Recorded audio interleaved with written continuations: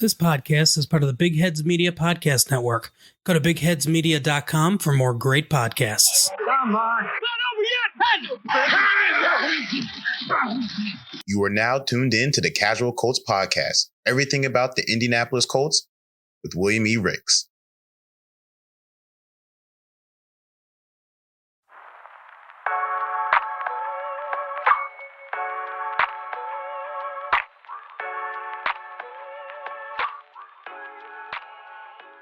Hey everybody, this is William Ricks, the host of the Casual Colts Podcast. I think this episode is going to be just a little bit different. I want to give you guys a background on me, the host. So you guys have been listening to me for the last 2-3 episodes. You guys don't know too much about me.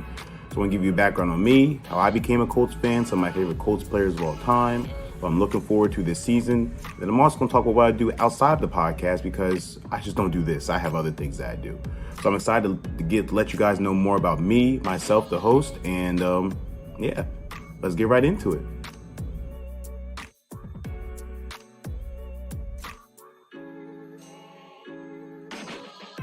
So the first question is, when did I become a Colts fan? And that's actually a good question. It happened in 2005. And around that time, I was starting to get into football. I was starting to watch it more. I was starting to really understand the ins and outs, the X and O's of the game. And my father was a Jets fan. My brother was a Steelers fan. So I was looking for a team of my own that I could root for. And be like, yeah, that's my team. And Peyton Manning was the talk of the NFL around that time. And I was just a huge fan of his. I loved his attention to detail. I loved the way he commanded the offense and commanded the team overall. And not to mention, he was such a skilled passer from his accuracy. Oh, man, I could go on and on. But that's really what solidified me as a Colts fan, along with Dwight Freeney, Reggie Wayne, Marvin Harrison, all those cats. That team was very complete. I really loved the culture that Indy showed also. So that's really what drew me into being a Colts fan. And then what really put the stamp on my loyalty to the Colts was them winning the 2006-2007 Super Bowl. And the story behind that was one of my friends, I believe I was in third grade at the time. I think it was third grade. He bet me a week's worth of lunch that the Colts wouldn't win against the Bears that year. And I was like, all right, you know what? You're on. I'll bet you a week's worth of lunch that the Colts are going to win. And sure enough, they did. And I got my week's worth of lunch. And it's been all fine and dandy since. There have been some ups and downs being a Colts fan. But that's any fan of any sports team, you know. But yeah, that's how I became a Colts fan. And since 2005, so roughly 16 years, I've been a Colts fan. I bleed blue, die hard Colts, you know.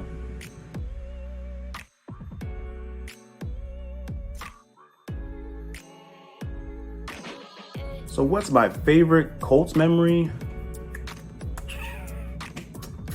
I just mentioned the last part. It has to be the Super Bowl. It has to be. And I remember watching that game, and I remember Devin Hester returning the opening kickoff and thinking, we're about to lose already. He just returned the opening kickoff. Like I thought we were done for after that. But you know how history went about. We won the game. But what makes that my favorite Colts memory is how we won that game. And you remember that those Colts teams back in the day, they're very pass heavy, and they ran the ball, but it wasn't something they really wanted to do primarily. In that game, they had to run the ball, and they had to play smash mouth football, and they had to rely on their defense to win. And that's something you rarely saw from a Colts team of that era, and them being able to do that on the biggest stage just shows that they were able to sacrifice, especially Peyton Manning, because Peyton Manning was arguably the best quarterback in the league, throwing passes left and right. So him being able to take that sacrifice and rely on the run game to get them that victory, I think that's what makes it one of my favorite Colts memories, because it just showed how the team was ready to sacrifice in order to win the big game on the biggest stage. So yeah, that Super Bowl was definitely one that's going to stick in my mind forever. I'm wearing the shirt. You see it? Yeah, you know, so yeah, Super Bowl, yeah, that was a great one. Yeah.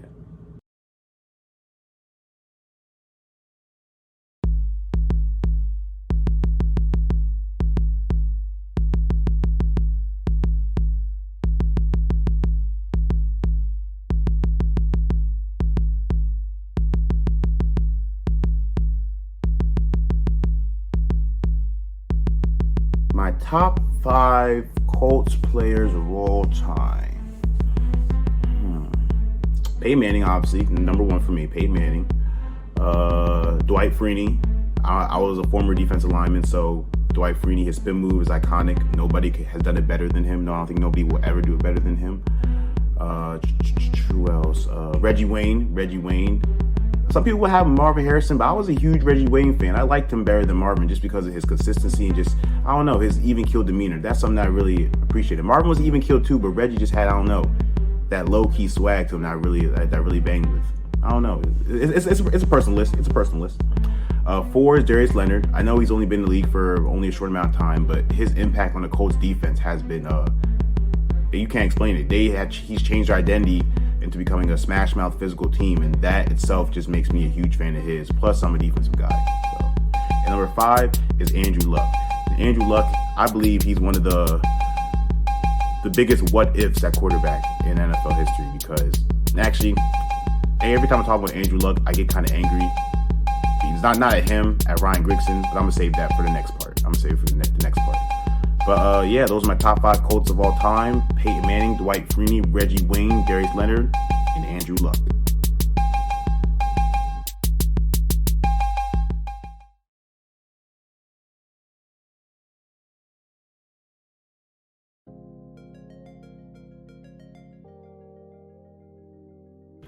Whew, my worst Colts memory definitely has to be when Andrew Luck retired. I'm not talking about him retiring. I'm talking about the fan reaction to him retiring. It was in the preseason game against the Bears, and the Colts fans had the audacity to boo him off the field in the game. That really didn't sit right with me, just given that Andrew Luck put his life literally on the line for our organization because he was battling through injuries. He was such a nice guy. He was a great quarterback, great passer, great thrower. So him being booed off the field in that fashion, I was disappointed in Colts fans that did it. I believe he deserves more appreciation, more respect from the Colts community, and I believe he's gotten that since then. But just in that moment, it was a bad look for Colts fans. I'm just going to be really honest. He didn't deserve that. He did everything he could for our organization, and the Colts fans really wanted to be mad in that situation. They should have been mad at General Manager Brian Grigson, who was a GM before Chris Ballard, because he failed at getting Andrew Luck a proper line or any kind of supporting cast around him. So really, if Colts fans want to be angry about Andrew Luck retiring, they need to go find Brian Grigson and talk to him. I don't like Brian Grigson. I don't like him because he didn't do enough for Andrew Luck. And if he did, Andrew Luck probably still would be playing right now. So that's definitely a Colts memory that is hard to swallow, just given that what could have been for Andrew Luck's career, and then also how the Colts fans treated him in that moment. Like I said, he deserved way better than that, and yeah, I was disappointed to be a Colts fan in that moment because they just disrespected him, in my opinion. So yeah, that's a tough Colts memory for me to have. Yeah.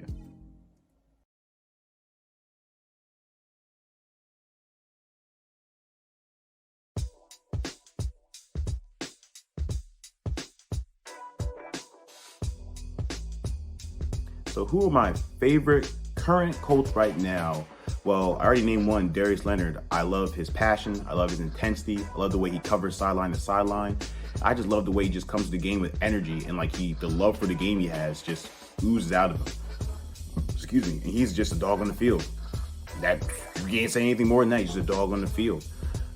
Second person, I would definitely say Marlon Mack, and I'm really a huge fan of Marlon Mack. I really like his balanced running attack. I like the way he's even keel, and I like the way he's just under the radar. But he's a powerful runner. He has power and speed, actually. And I really hope he comes back from this Achilles injury 100% or close to it, because if he can do that, he's going to be a dominant force in the Colts backfield. We already have Jonathan Taylor. We already have Nyheim Hines. So imagine Marlon Mack can get back to his 2019 self. Woo! That's a 3-headed monster in the Colts backfield. Defensively very scary. Another player that I like that's a current Colt is Quentin Nelson. And me being a former offensive lineman, Quentin Nelson always gets me excited when I watch him play. His intelligence, his athleticism, his grit, his ability to just throw you on your butt and just look at you. Man, every time I see him picking somebody, I just get excited because that reminds me of me when I was playing. Yes, I was a good football player. That's not the point. But yeah, Quentin Nelson, just pick him up, put him down. I love it. I love it. And he changed the identity of the Colts O-line, and the Colts have a anchor at the guard position for arguably the next decade. You could say that. And the fourth player that I like that's a current Colt is DeForest Buckner. And going back to my roots as an offensive and defensive lineman, DeForest Buckner's technical application being a defensive lineman is spot on. Like, he's a beast. I believe that he's going to be a great mentor to Kwity Paye that we got number 21st in this past draft. And I think that with him and Pay as the two anchors of the D-line, the Colts are going to finally get some pass rush pressure on the opposing quarterbacks that we've been lacking. So yes, I am definitely excited about DeForest Buckner. And those are my 1, 2, 3, 4 favorite current Colts.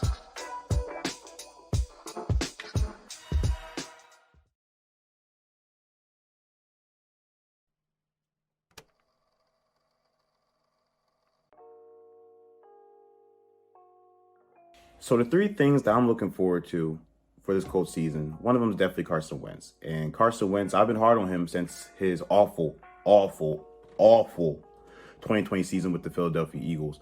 But he has a familiar face and friendly one in Frank Reich, and I believe that that can be the difference for him in Indianapolis. I really believe that he has a line to protect him, he has a defense, he has a running back group to rely on. So I think he has all the pieces there to really be successful. T.Y. Hilton is a veteran receiver. He can be able to give him some kind of consistency there. So, like I said, there's no excuse for Wentz to have a bad season in Indy this year. I think for him, the biggest thing is not to be a hero and stay healthy. If he cannot play hero ball and stay on the field, I think the Colts can go as far as they take him. And I have really high expectations for him because he's with his old offensive coordinator and he has so many weapons at his disposal. So I'm looking forward to see how he turns out in 2021. The second thing that I'm looking forward to is Marlon Mack's return. And I mentioned how that Achilles injury was really tough on him in 2020, and he's had almost a year to come back from it. So I'm really excited to see if he can get back to his 2019 self, where he was a top 10 back in both yards rushing and rushing touchdowns.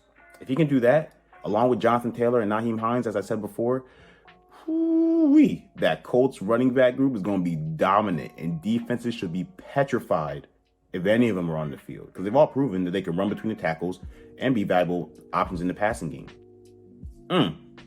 It's scary if Marlon Mack comes back 100%. And the last thing that I'm looking forward to this season is the defense. And the defense has been awesome since they got Darius Leonard. And last season, they really put everything together, becoming officially a top 10 unit. What I'm really looking forward to is if their pass defense can be more consistent down the stretch, because that's really what killed us last year. And I really want to see if the corners, Xavier Rhodes, Kenny Moore, and Rock Ya-Sin, who got picked on a lot, I want to see if they can really tighten up and lock down the receivers that we're going to be going against this season. I think our front seven is already solid. We do need another linebacker to go with Darius Leonard, but I believe that we've been grooming EJ Speed so he can be able to take over that. So I'm really excited about how our defense is looking and what we can do in 2021. And those are the three things that I'm looking forward to as a Colts fan for this season.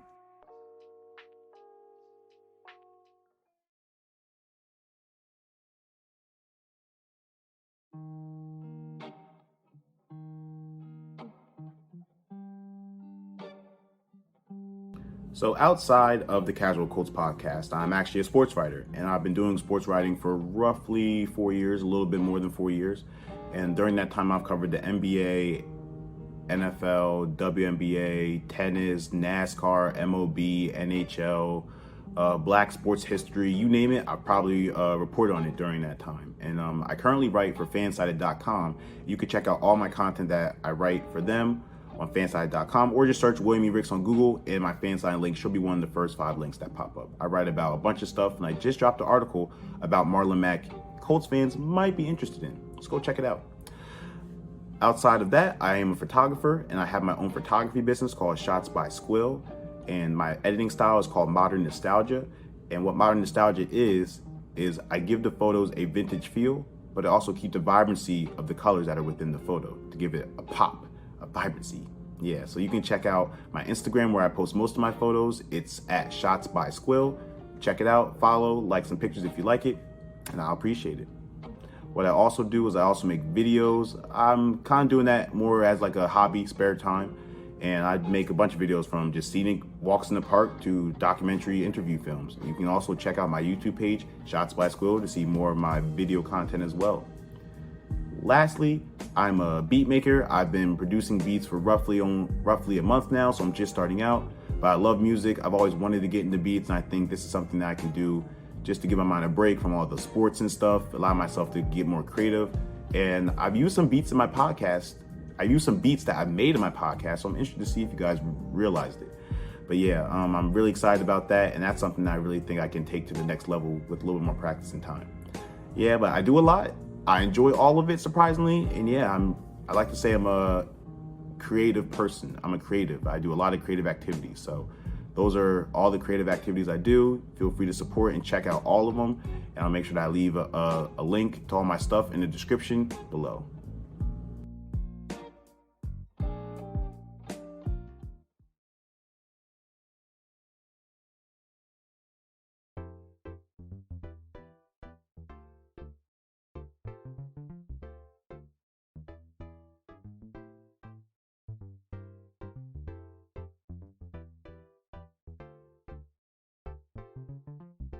Well, all right, everybody. That's going to wrap up this special show of the Casual Colts Podcast. I want to thank you all for tuning in and just getting to know me, the host, a little bit more. I felt like this was overdue. I feel like you guys should know. You guys should, one, see the host of the show, and two, know a little bit about the host, what made them a fan, some of the things they do. I just want you guys to know the man behind the mic, So I'm glad you guys were able to take time just to get to know me. And I would love to get to know more about you, my listeners, also. So if you have any topics, questions, comments, smack talk, just want to say hi, or just want to talk about football, make sure to contact us by email at casualcoltspodcast@gmail.com. And you can also follow us on Twitter at Casual Colts Pod. We're going to be getting a Facebook and an Instagram in the near future, so I'll make sure to keep you guys updated on that. And once again, thank you guys for tuning in, getting to know me. I would love to know more about you guys in the near future. And you know what I'm going to say. Keep it casual and go Colts. Catch you later, guys.